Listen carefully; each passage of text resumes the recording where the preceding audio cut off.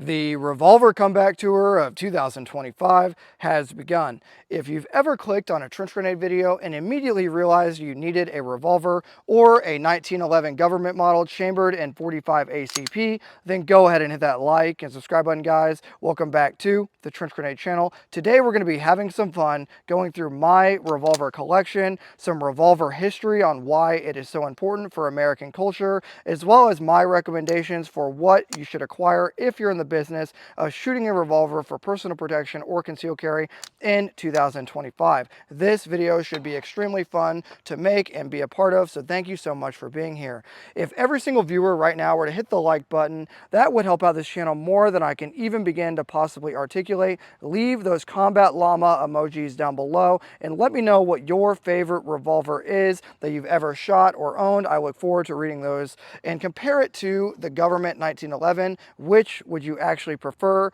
And let me know. That should be a fun discussion down below. Now, we're going to get into some history and then we'll get into my actual collection, which ones I like, why I acquire them. I have a ton of different ones in frame and out of frame, and it's just going to be a good time. These two handguns that are at the bottom of the screen are here for a reason. Ignore them for now, but some of you might already know why they are both here, these particular models, and it'll all make sense. So let's get into the history. As many of you guys know, the revolver kind of goes back to the Colt single action army for its widespread adoption in 1873 with the United States Army. Now, at that time, the United States Army was fighting the Comanche, and they were not favoring too well. And even more specifically, the Texas Rangers and the United States Army Cavalry and Infantry were having a very tough time fighting the Comanche in those days and other tribes. Thus began the widespread adoption of over 350,000 Colt single action army revolvers. It was a single shot 45 Colt with fixed sights and of course a single action, issued from 1873 to 1892. At the time it was rugged, simple, reliable to the harsh conditions, and they called it the wheel gun, and it was the American standard. And that is kind of why we're here today, because the American nature of a revolver lives in all of our bones, and this is just going to be a blast. I'm excited for what I'm looking at on your screen right now. So yes, there is a deep heritage with the revolver. Over the Colt single action army original's lifespan, there was nearly 1 million units that were ever produced, roughly 700,000 to be exact, copies were ever manufactured for use back then. Now, this of course brings up the 1892 Smith & Wesson Model 10 and swing out cylinders for faster reloads, stronger frames, and iconic models that led to the Colt Detective Special, Smith & Wesson Model 29 44 Magnum, the Dirty Harry gun is what you'll know it as, the Smith & Wesson 686, and many other models, to include the Colt Python, of which we have a couple of these Pythons on screen right now, and a Ruger single action down here. This is the single 6. Okay, so we have a ton to get to, but this, just to give you an understanding, there have been roughly 30 million revolvers manufactured in just the United States alone. So we have a lot of history and a lot of different guns to get to, but just understand that revolvers are a key part of American history and heritage. Now,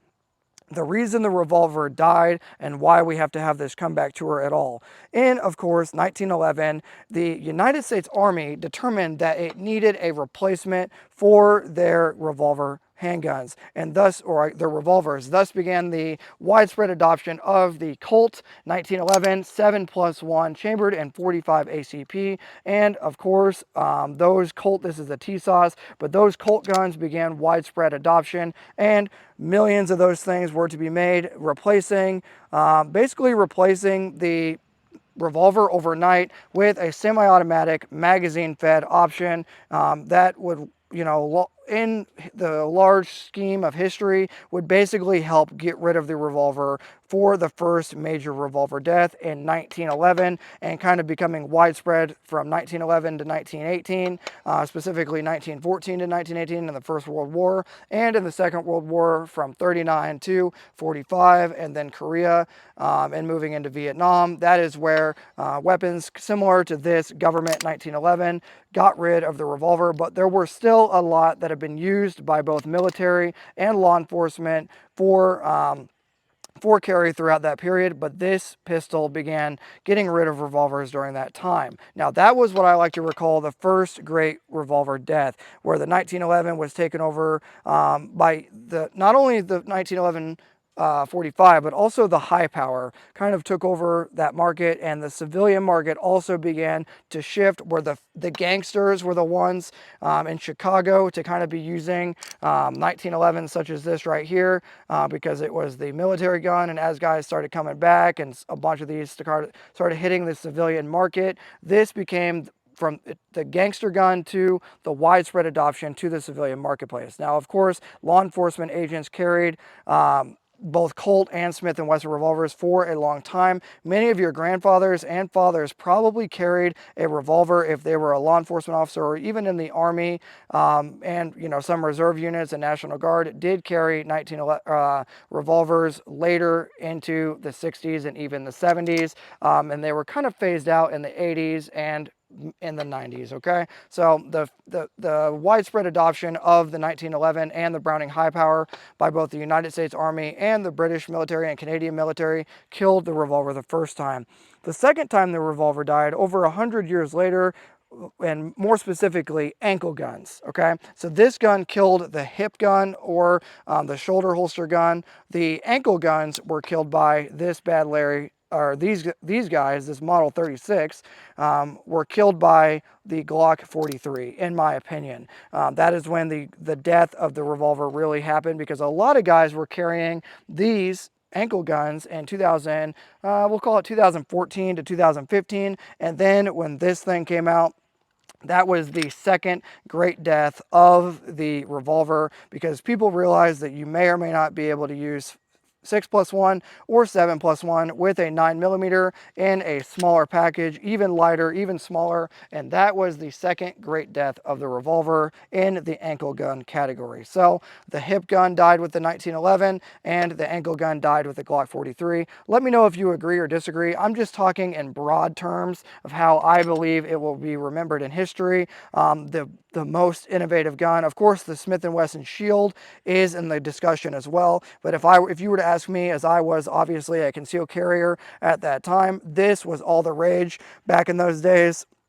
In roughly 2014, 2015, 2016 even, everyone wanted a Glock 43 to get rid of their ankle carry gun, or even their carry gun in general, if they were holding out with a revolver. Okay, so with all that out of the way, keeping in mind, I'm not saying that the revolver is necessarily dead, because this is the Revolver Comeback Tour, and we're going to bring it back. So with all that out of the way, now we're going to bring back why it is back. Of course, revolvers have been in a ton of different movies, cowboy culture has even been in freaking John Wick, but today we're bringing it back.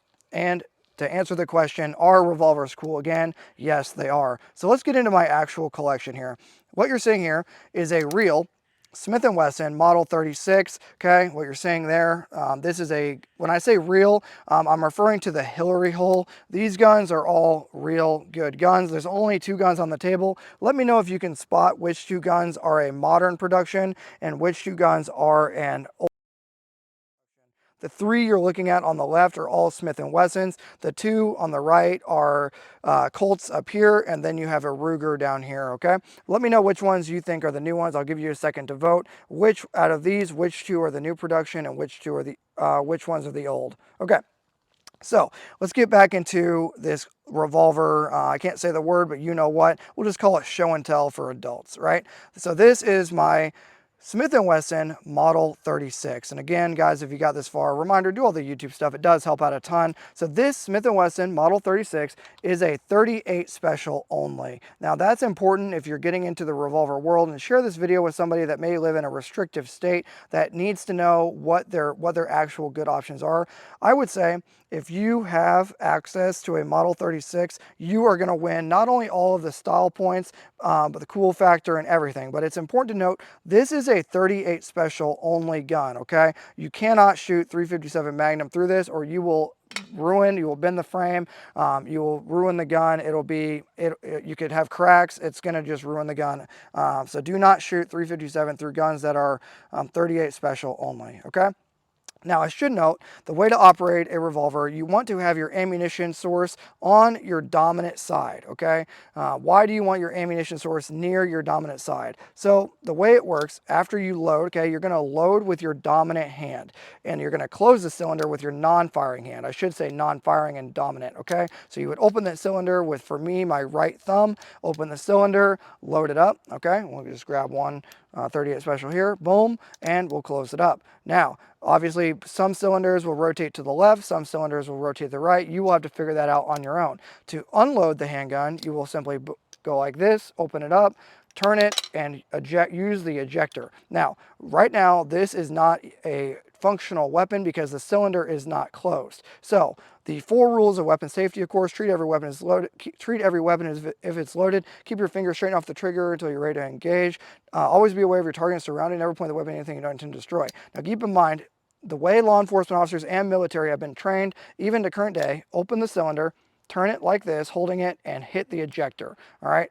Obviously, the barrel is pointed straight up in the air, but there is no physical way that anything could fire with this revolver, because there's no way, right? You're physically holding the cylinder. Just something to know, an administrative note for loading and unloading in your Minecraft server. Now, to reload, obviously, you would just ejected all the spent casings. This thing needs a little bit of CLP or some cleaning in there. You would rotate the gun back with gravity, and then with a speed loader, speed strip, or single rounds, hopefully not from a pocket, that's not the least ideal, you will just simply insert and turn with your firing hand. Whereas with a automatic pistol, you load with your non-firing hand, right? So that is the major difference. Anyway, back to, and that is why officers generally would keep their speed loaders on their right side or near their right hand accessible, so their right hand could access that speed loader and make sure you could feed the gun. Okay, all right, back to the Model 36. Now, the Model 36, of course, awesome ankle gun, 5-shot, 38 special, no 357 Magnum in it.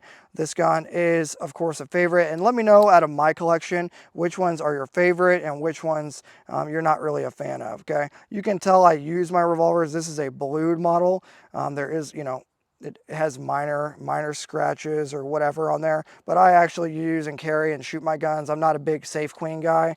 Let me know what your thoughts are. There's going to be guys being like, never ever, damage your revolver. It's just an item. Another thing, never ever spin and slam the crane and the actual cylinder. This is the cylinder, okay? This is the crane right here, okay? Never point with your finger. Let's point with a bullet. This is the crane.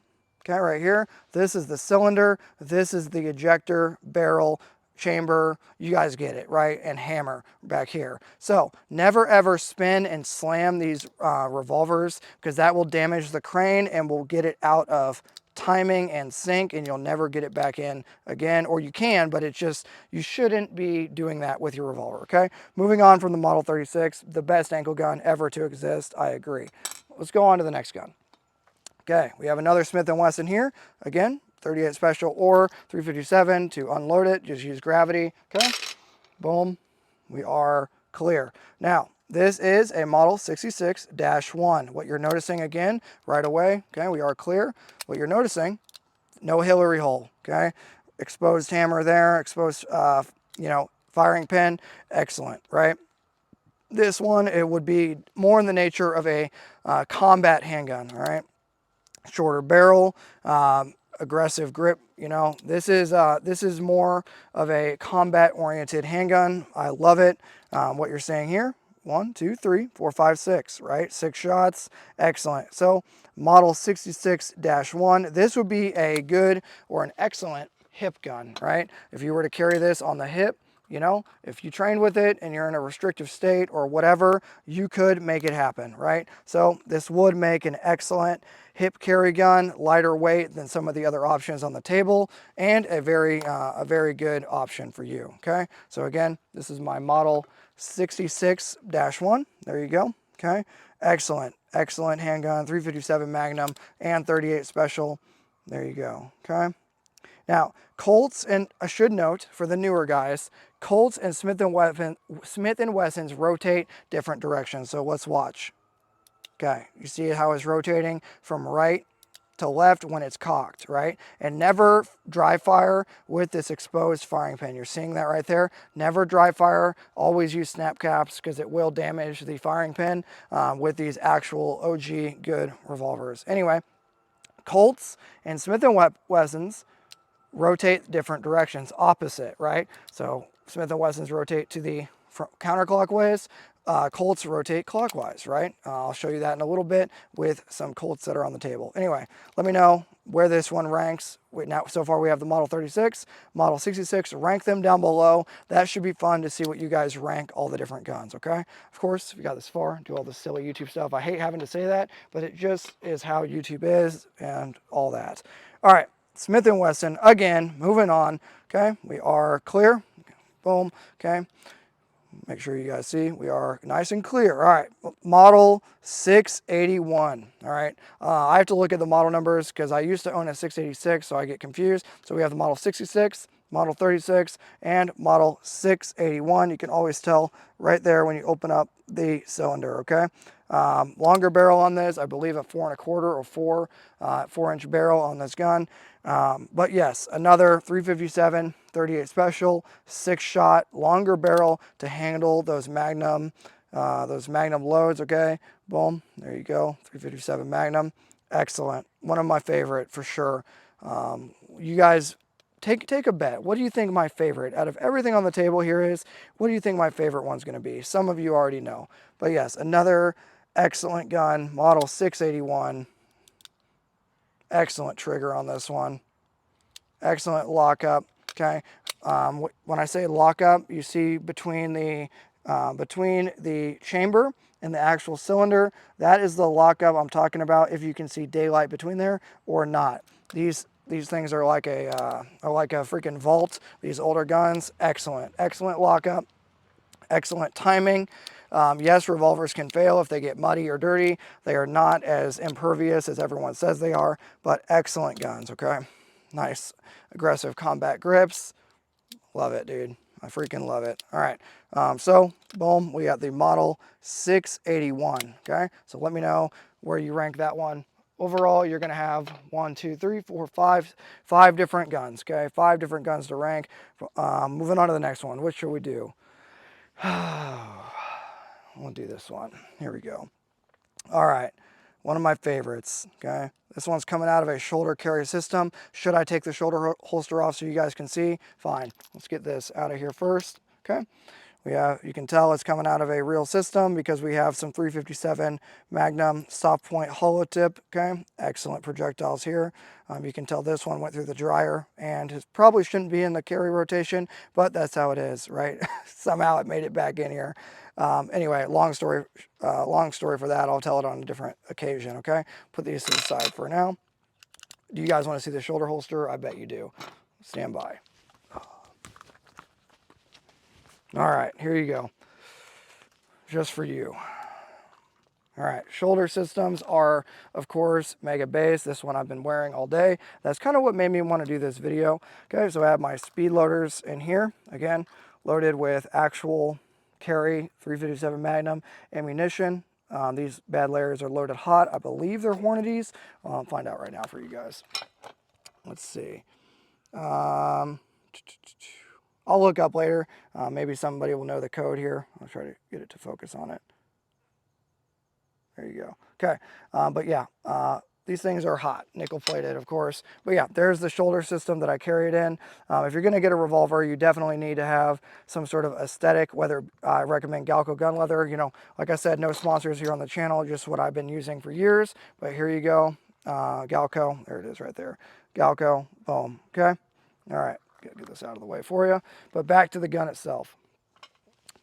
Python, 3-inch. Okay, you can tell I shoot this thing a lot. Cleaning revolvers is a nightmare. But yes, these are spoiler. Pythons are awesome. Okay, these are newer production. Okay, as I alluded to in the beginning. I mean, what is there to even say about the Python? The triggers are amazing. I have tons of videos on these guns. Colt manufacturing, Hartford, Connecticut. You might be noticing that the Colt guns have a pull back cylinder release, okay?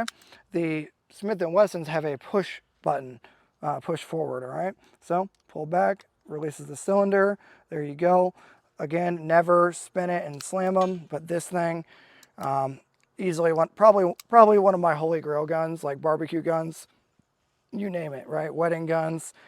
This is definitely on there. And let me know if you own a Python, you can definitely relate to that, right? So there is my 3-inch Python. And yes, 3 inches is a Magnum because you're seeing it right there on the screen, right? Boom. All right, moving on. Last gun. We'll briefly show the Ruger 6, okay?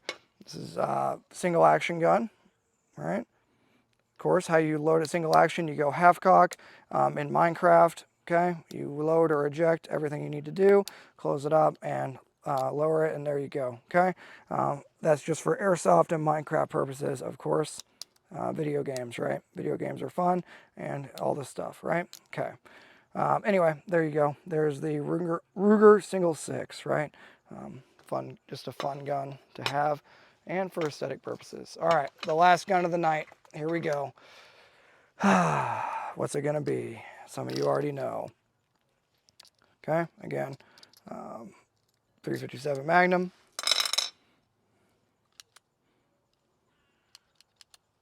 Blued, 4 1/4 Python. I mean, what is there not to love? I mean, this thing is one of the coolest belt guns you can have, right? Or in a shoulder carry system. One of the best. You can see I have the whole deal going on back here, right? With my whole get up. You guys can kind of see what's going on over here, right? A bunch of ammo in there and 2 speed loaders. Yeah, it continues. Anyway, but yes, definitely one of my holy grail guns here, the Python 357, 4 1/4. And should Rick Grimes have probably had a 4 1/4 rather than a 6-inch? Yeah, probably. Okay, more practical. You wouldn't look as ridiculous in The Walking Dead. But yeah, here is my blued Python. The camera is really picking up the fact that I use this thing, right? But I think it still looks cool. Look at that bluing. You guys are seeing that? Yeah, that is awesome, dude. But yeah, there is my Colt Python 357. Excellent, dude. 4 1/4 blued, modern production. Can't beat it. Literally, I think I fired the old ones and the new ones. I can't tell a difference. Let me know if you guys can. I can't, dude. And they're pricey, but if you can get your hands on one and you're in the market, definitely recommend it. Okay, so what are my overall recommendations? What I would say is the Colt guns are, for me, a lot more, I would say the word beautiful. I'll say it. They look a lot better. They shoot a lot better, but these are fancy bank vault, beautiful shooting guns. They're very accurate, more accurate than you.